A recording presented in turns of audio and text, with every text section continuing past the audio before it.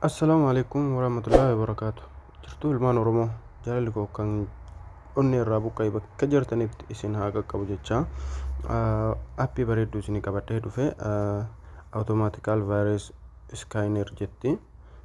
Play Store keessatti duraan argamti amma maallaqaan gurguramti jechuudha. Isin tuni jechuudha. Ana immoo YouTube kiyya seentanii description box jala isinii kaa linkii isaa description box keessa isinii kaa achi jala ni buufattanii jechuudha.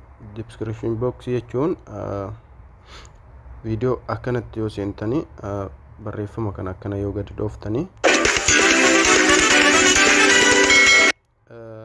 description box as jalatti argama jechuudha. Barreeffama isa kana yoo dhooftanii kun akkanatti isinii kaayaa asii buufachuu ni dandeessanii jechuudha. Linkii Telegram illee as jala isinii kaa asumaan seentanii Telegram keessaan buufachuu ni dandeessu jechuudha. Play Store keessa isin fida jechuudha. Kanaaf warri channel kanaaf haarawaa taatanii subscribe like godhuun nu jajjabeessaa isiniin jecha asuma gara barnootaa jechuudha.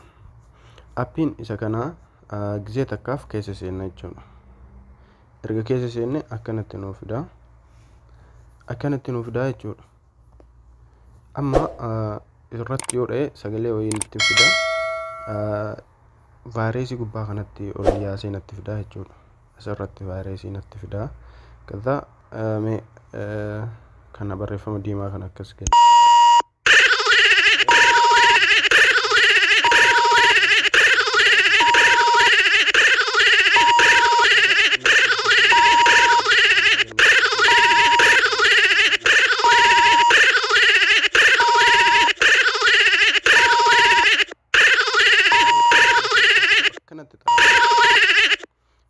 Dhibba guutee jira.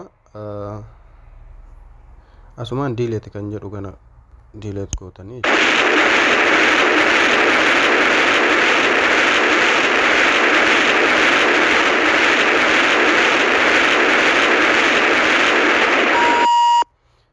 akkasitti amma raayitii naa kennee jira.